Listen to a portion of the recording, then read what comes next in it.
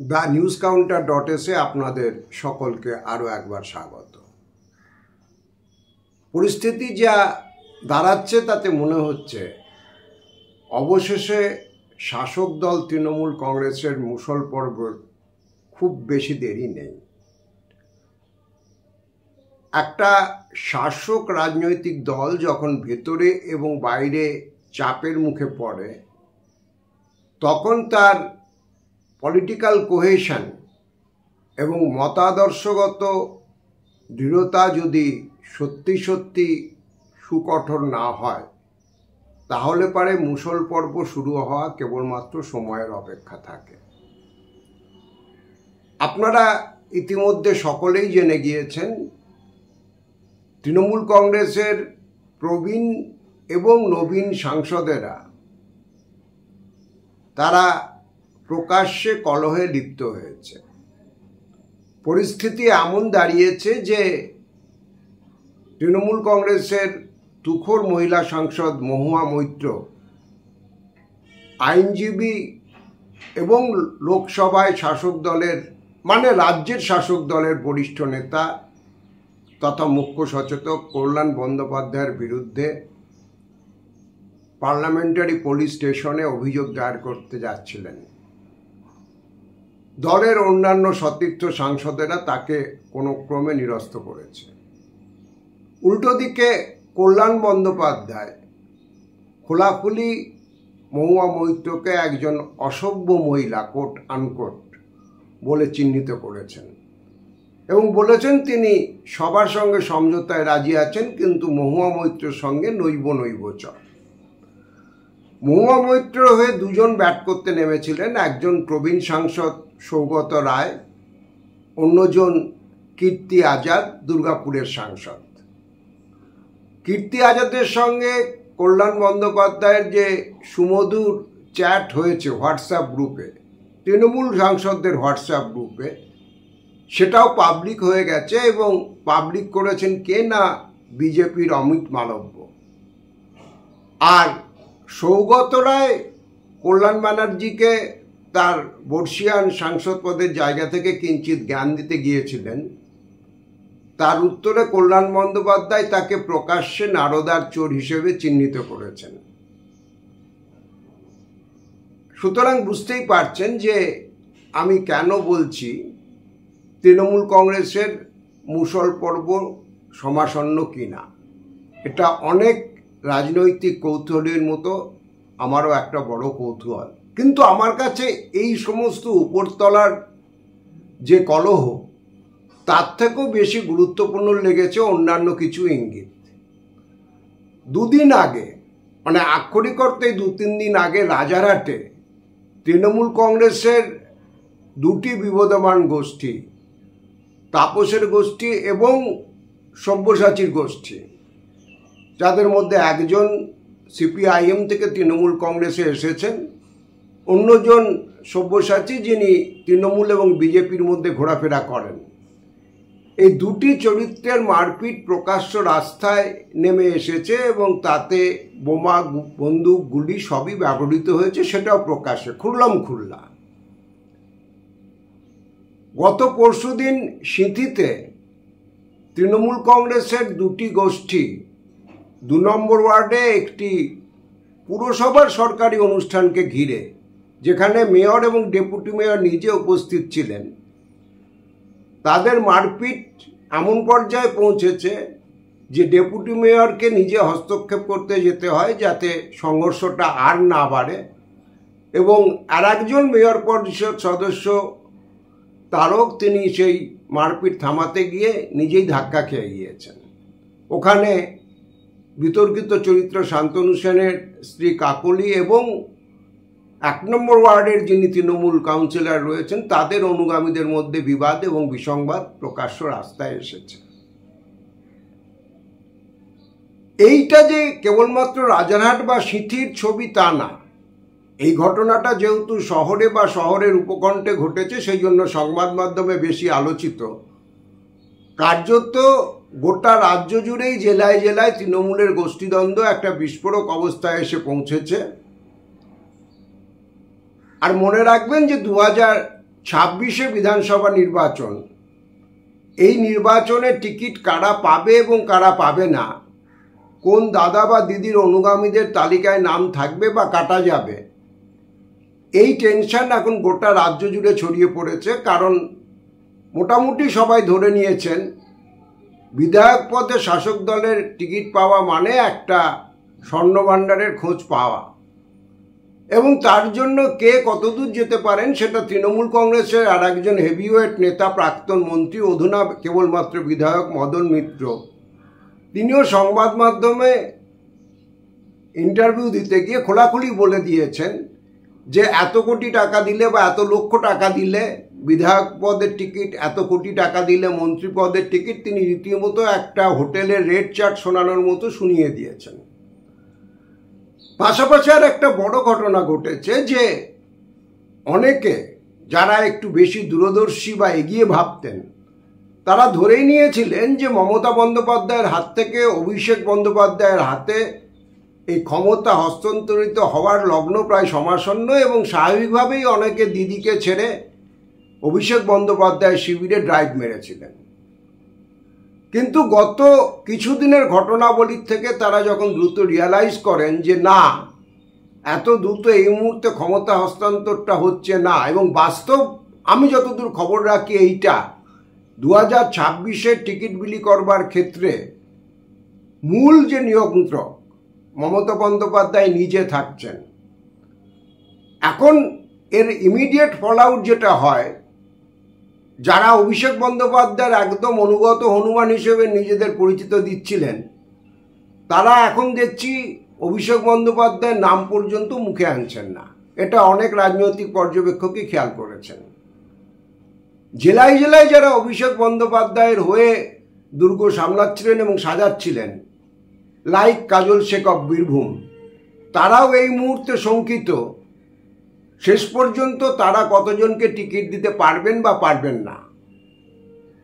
পরিস্থিতি স্বাভাবিকভাবে অগ্নিগর্ভ। প্রথম দক্ষিণ 24 পরগনাতে আমরা দেখেছিলাম যে মাদার তৃণমূল আর যুব তৃণমূলের মধ্যে সংঘর্ষ শুরু হয়েছিল। এই ব্যাধি এখন জেলায় জেলায় ছড়িয়ে পড়েছে। আর একটা জিনিস মাথায় রাখবেন, 1977-এ যখন কংগ্রেসকে প্রবল পরাক্রান্ত মনে হচ্ছিল, 1977-এর 16ই মার্চ যে লোকসভা নির্বাচন হয়েছিল, অন্তত আমাদের রাজ্যে আমি দেখেছি যে বহু জায়গাতে বিরোধী পক্ষের এজেন্ট ছিল না। এজেন্ট যদিও বা ছিল, সে 11:30-12টার মধ্যে তাকে বার করে দেওয়া হয়েছিল। তারপরেও দেখা গিয়েছিল যে প্রায় সমস্ত কেন্দ্রে 4টি বাদে প্রবল পরাক্রান্ত কংগ্রেস আমাদের রাজ্যে পরাজিত হয়েছে। তার একটা কারণ এবং প্রধান কারণ, যেমন এটা ঠিক, কংগ্রেসের বিরুদ্ধে মানুষের পুঞ্জীবিত ক্ষোভ, এখানে জনতা পার্টি এবং বামফ্রন্টের যে 42টি আসনে আসন সমঝোতা হয়েছিল, সেই জোটের দিকে একতরফা ভোট পড়েছিল। কংগ্রেস বিচ্ছিন্ন হয়ে গেছিল রাজনৈতিকভাবে। পাশাপাশি এটাও সত্যি কথা যে কংগ্রেসে যে যেখানে টিকিট পেয়েছিল তার বিরোধী গোষ্ঠী উল্টো দিকে ছাপ মারতে নেমেছিল সক্রিয়ভাবে এবং নিঃশব্দে। আমাদের পশ্চিমবঙ্গে এইখানে মূল রাজনৈতিক প্রশ্ন, শাসক দলের মধ্যে এই মুষল পর্ব যা শুরু হয়েছে, সেখানে বাম এবং গণতান্ত্রিক শক্তির কি ভূমিকা থাকতে পারে। এই ভূমিকাটা অত্যন্ত গুরুত্বপূর্ণ, কারণ মনে রাখতে হবে গত লোকসভা নির্বাচনের বিধানসভাবাড়ি ফলাফলের ভিত্তিতে 90টা কেন্দ্রে কিন্তু বিজেপি এগিয়ে সংখ্যাগরিষ্ঠ আসনে, 12টি কেন্দ্রে কিন্তু জোট প্রার্থীরা এগিয়েছিল। এখন মানুষ যারা এই অ্যান্টি ইনকামপেন্সির জন্য তৃণমূল কংগ্রেসের বিরুদ্ধে ভোট দিতে চাইবে, এর বাইরেও আজকের আলোচনার প্রেক্ষিতে যেটা প্রাসঙ্গিক, তৃণমূল কংগ্রেসের সমর্থকরা যারা নিজেদের গোষ্ঠীদ্বন্দ্বে বিরক্ত হয়ে বিকল্প শক্তি খুঁজবে, তাদের বিকল্প শক্তি তারা যখন খুঁজবে রাজনৈতিক হিসেবে, তারা সেই শক্তিকেই খুঁজবে যারা তাদের অপছন্দের প্রার্থীকে হারাতে পারে। বিরোধী দলে কোন শক্তি আছে? এখন একটা সহজ অঙ্ক হচ্ছে যে যদি এই বাম জোট এবং বাম গণতান্ত্রিক জোটের চেহারা কি দাঁড়াবে এখনো স্পষ্ট নয়, তারা যদি নিজেদেরকে নির্ভরযোগ্য বিকল্প হিসেবে তুলে আনতে পারে, অর্থাৎ জেতার পর তারা আবার রাজ্যের শাসক শিবিরে তৃণমূল কংগ্রেসে ভিড়ে যাবে না, এইরকম কোনো মুখ হিসেবে নিজেকে তুলে আনতে পারে, তাহলে পারে কিন্তু এই তৃণমূল কংগ্রেস বিরোধী এবং তৃণমূল কংগ্রেসের গোষ্ঠী ক্ষমতাসীন যারা বিরোধী ভোট করবেন, উল্টো দিকে ভোট করবেন, সোজা কথা, তাদের ভরসাস্থল হয়ে উঠতে পারে। এখন কেউ কেউ আমাকে বলতে পারেন যে বামেরা তো শূন্য, কংগ্রেস মোটে একটা লোকসভায়, তারা এই বিকল্প শক্তি কোথায় কতটা হয়ে উঠতে পারবে এটা আপনি আশা করছেন কিভাবে? এটা তো একটা ওই মাসির যদি গোপ গজাতো গোছে গল্প হচ্ছে না। খুব পরিষ্কারভাবে যেটা আমি বলছি যে দুটো নির্দিষ্ট তথ্য আপনাদেরকে আমরা দিচ্ছি।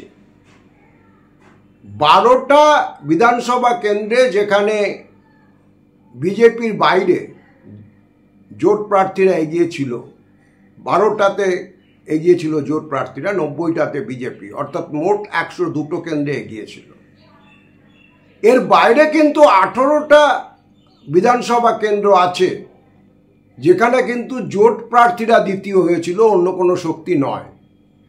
অর্থাৎ খুব খারাপ পারফরমেন্সের বছর 2024-এর লোকসভায় নির্বাচনেও একটা জিনিস তাহলে আমরা দেখতে পাচ্ছি যে 30টা আসন 12+18, যেখানে সংসদীয় পাটিগণিত ভোটের যে অঙ্ক, এই প্রবল মেরুকরণের মধ্যেও যেখানে মোহাম্মদ সেলিম, অধীর চৌধুরীরা হেরে গেছেন, সেখানেও 30টা বিধানসভা কেন্দ্রে কিন্তু বাম গণতান্ত্রিক শিবিরের একটা সক্রিয় সাংগঠনিক উপস্থিতি রয়েছে ভোটের অঙ্কে, যেখানে 12টাতে তারা এগিয়ে এবং 18টাতে তারা দ্বিতীয় স্থানে রয়েছে। এবার পরিবর্তিত যে রাজনৈতিক পরিস্থিতি, যেখানে সংখ্যালঘুরা যদি বিকল্প শক্তি খোঁজেন বা খুঁজছেন, যার ইঙ্গিত মালদাতে পাওয়া গেছে, যার ইঙ্গিত মুর্শিদাবাদের বহু কেন্দ্রে পাওয়া গেছে, নদিয়াতেও কোনো কোনো জায়গায় তার ইঙ্গিত ধরা পড়েছে। উত্তর দিনাজপুরে আমি দেখছিলাম 2টো সংখ্যালঘু বহুল বিধানসভা কেন্দ্রে একটিতে জোট প্রার্থী এগিয়েছিলেন, অন্যটাতে সামান্য 600 ভোটে পিছিয়েছিলেন। সুতরাং এই যে 30টা বিধানসভা কেন্দ্রে ইতিমধ্যে তুমুল লড়াই দেওয়ার মতো জায়গায় রয়েছে বাম গণতান্ত্রিক শিবির, এ ব্যাপারে কোনো সন্দেহ নেই। কোন সময়? যখন 2024-এ এই জোটের হাতে আসন সংখ্যা মাত্র 1, কংগ্রেসের একজন মাত্র জিতেছেন মালদাতে। তা সত্ত্বেও 30টা বিধানসভা কেন্দ্রে তাদের ভোটের হিসেবে উপস্থিতি, আমি রাজনৈতিক, সামাজিক, সাংগঠনিক তৎপরতার বিচার করছি না। দ্বিতীয় কথা এটা মনে রাখতে হবে যে 30টা ক্ষেত্রে যদি তারা জেতার মতো জায়গাতে থাকে অঙ্কের হিসেবে, তাহলে এর অন্তত আরও 2 গুণ আসনে তাদেরকে প্রভাব বিস্তার করতে হবে, ন্যারেশন সেট করতে হবে মানুষকে সঙ্গে নিয়ে, এবং যেটা খুব একটা অসম্ভব না। সেটা আমি বলেছিলাম যে আপনারা দেখেছিলেন সাগরদিঘির উপনির্বাচনে কি ঘটেছিল। জোটের প্রার্থী 3 নম্বর জায়গা থেকে 1 নম্বর জায়গায় উঠে এসেছিল। শান্তিপুরে কি ঘটেছিল উপনির্বাচনে আপনারা দেখেছিলেন যে 2021-এর বিধানসভা নির্বাচনে যেখানে সিপিআইএম প্রার্থী মাত্র 10,000 ভোট পেয়েছিল, সেখানে যখন কিছুদিন বাদে, অল্প কিছুদিন বাদে উপনির্বাচন হলো 2024-এ, সেখানে কিন্তু সিপিআইএম প্রার্থী সেই 10,000 ভোটটা 40,000 ভোটে উঠে এসেছিল। আমি যে তথ্যগুলো দিচ্ছি এগুলো সব নির্বাচন কমিশনের ওয়েবসাইটে আছে, যে কেউ দেখে নিতে পারেন। কিন্তু তার থেকেও বড় কথা, এই সব সময় ভোটের, অতীতের ভোটের রেকর্ডের উপর দাঁড়িয়ে হিসেব করলে চলবে না।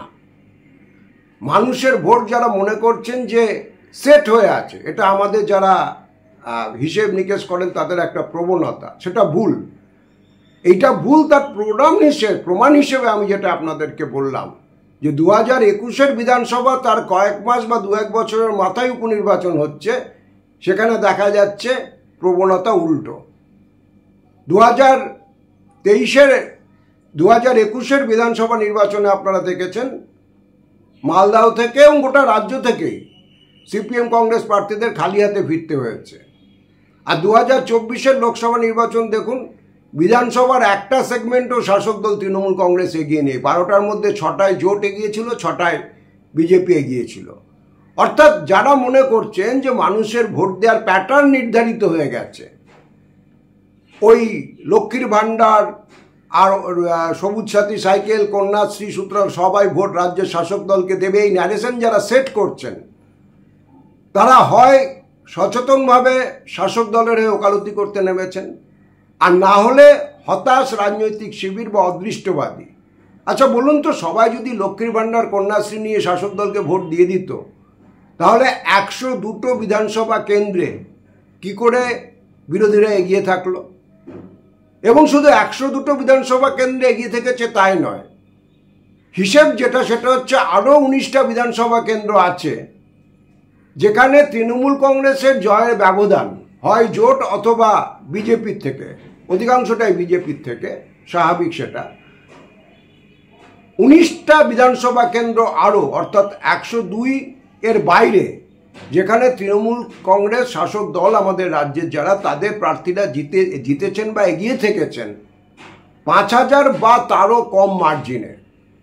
এখন 2.5 লক্ষ 3 লক্ষ এক একটা বিধানসভায় ভোটার থাকে, কোনো কোনো জায়গায় আরও বেশি, আমি একটা গড় বলছি।